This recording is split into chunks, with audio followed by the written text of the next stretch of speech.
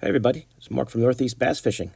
I am trying to do an audio voiceover on this, so we'll see how it works here.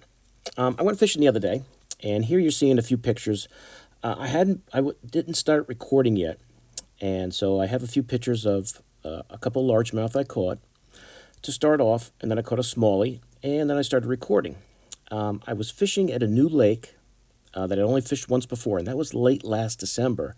And when the water was freezing, we had like a day when it was somewhat decent out. So I went out for a few hours and didn't catch anything. So I wanted to get back there this year. So I went over the other day, and here is the first smallie I caught. Every fish I caught was on the Berkley Stunna, and that's their perch color. And that's the +1, the 112 +1. So I had caught two largies, and I'm on the east side of the lake. I'm going up the shoreline. And there's rocks everywhere in this lake. And so I was just targeting the rocks with my jerkbait. The wind was howling. That's why I'm doing the voiceover, because the wind was just howling. And when I played the video back, all you heard was just the wind. You couldn't hear anything I was saying. So I started throwing the jerkbait, caught those two largies, like I said. Then I finally caught that smallie, a lake I didn't even know had smallies in it until I read it, on the New Hampshire website in the morning before I left. So I was fishing, water temp was 49 when I started. Right there, that clip right there, that is when I took my +1 and smacked it into my trolling motor and broke the bait. So all I had was the bill left. Now at that point of the day, I had fished up that whole east bank and only had follows. I had no other fish. So I had 3 fish at this point.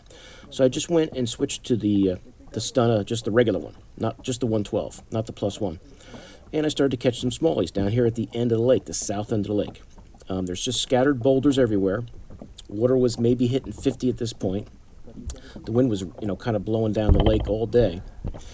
And here's the first smallie I got into down there.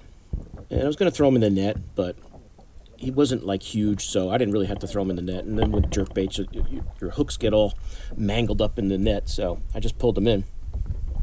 Now, none of these smallies are huge. These are like 2 1/4 maybe smallies, but they're all nice fish. I think these are the males that were finally starting to move up. As I said, water is, 50 at this point, maybe 51 in the afternoon. It's a breezy day. Nice day, but breezy. And there's a decent smallie that I caught in that stunner. And I like to throw my jerkbaits on a spinning rod. I was throwing that new FXR rod, turning out to be great for throwing the jerkbait. 8-pound sunline, just suspending the bait. Every single smallie that I caught that day, and largely too, was when the bait was suspended. And these fish in this lake, there's got to be some bigger ones in there. They're probably shaped, all the smaller ones are kind of shaped like footballs. They're not real long, but they're fat. So I'm hoping when I get back there,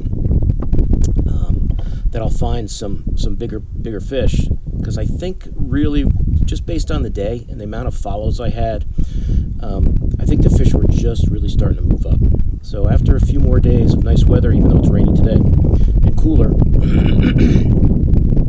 excuse me, that water should be, those fish should really be starting to move up. So this clip I ran a little longer because I caught the fish, threw them back, and then soon after I catch another one right at this end of the lake.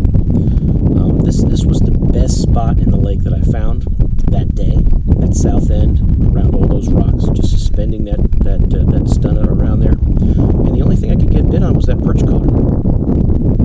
I tried the Northern Lights color in the stunner. I tried some Stoneman and Sunlures jerkbaits. Couldn't get bit on those. The only thing they wanted was that perch color. And I didn't try any of my megabass baits. my perch megabass. I didn't even throw the Stoneman perch, because that seemed to be the color they were into. And you'll see why with the clip here in a second, why that perch color was the best for the day. As you can see the shoreline there, just rocks everywhere. So just imagine what you can see as far as rocks go there. There's just as many just under the surface there. They're all over the place, scattered rock everywhere, so perfect smallie territory. I didn't catch any largies down at that end of the lake. But as I said, once this water gets a little warmer and these fish start moving up, it should be really, really good down there.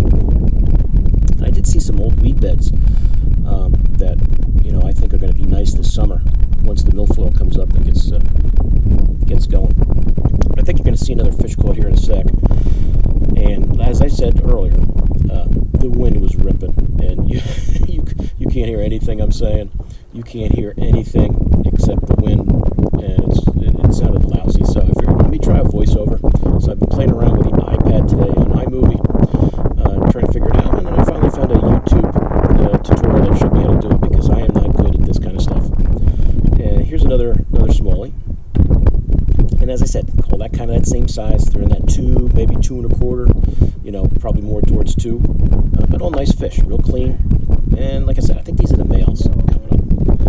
And one thing about those Berkley, those Stunnas, those hooks are sharp. Those hooks they use are real sharp. Those fish do not, if they hit it, you're probably going to get them. I did have a lot of follows during the day. I probably had as many follows or more than what I caught. A lot of them would just come up and check the bait out. At one point, towards the end of the day, there was one time when my jerkbait was suspending there in the water, and I saw 3 smallies just staring at it, and not one of them would hit it. So as I said, they are just getting ready to come up. Here I grabbed the net, and you'll see why that perch Stunna was so good. Because that's this right here, this bait fish, this perch minnow is what he spit up when I caught him. So I was thinking maybe when I saw that, maybe try my the Mega Bass Junior size. But I was catching him with the Stunner, so I just kind of stuck with it. But that perch bait is what he spit up, so that's what they're eating down there. So I had the perfect match the hatch bait going. It was just whether the fish were wanted to eat or not. I turned around and decided to go through that line again, and in this section here, I think I caught 2 smallies and had either 1 or 2 get off and some follows. So really, I wanted to kind of explore the whole lake. I probably should have just stayed at the south end and just gone back and forth for the rest of the day. But, like I said, it's a new lake to me. I wanted to explore it, and there's rock everywhere. So the west bank going up was loaded with rocks. I just didn't catch any fish on it. A few follows, but no hookups.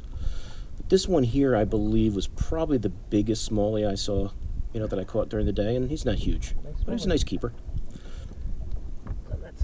He's a nice keeper, and like you could see, that Stunna is pinned to his snout there. You're not getting off, and those hooks are so sharp. I think I got myself in the hand a couple times with those.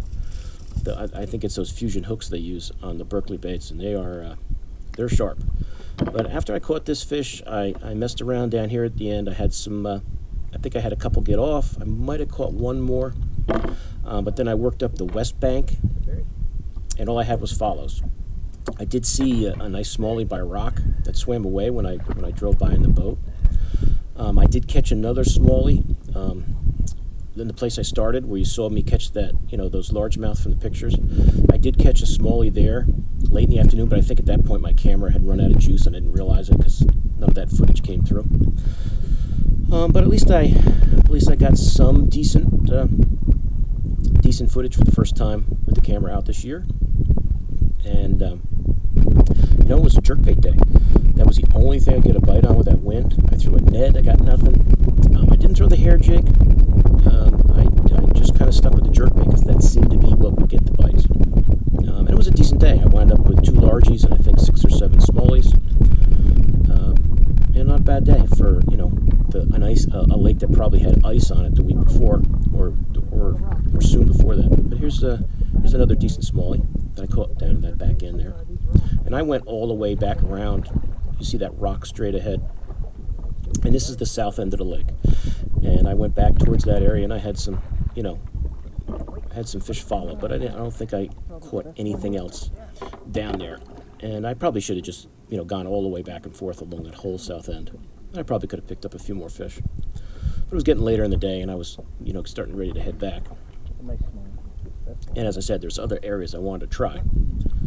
But it's a nice lake. Like as I said, only fished it twice. This is being the second time, and I'm really curious to see the size of the fish that are in there when I fish it more. So I'm looking forward to getting back there. But it was a good day.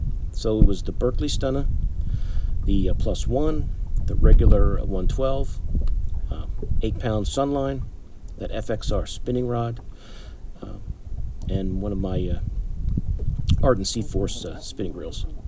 And it was the way to go. The suspending jerkbait was definitely the way to go, from the conditions of the wind, and just the way the fish were reacting. But that was definitely the way to go. So it was a good day.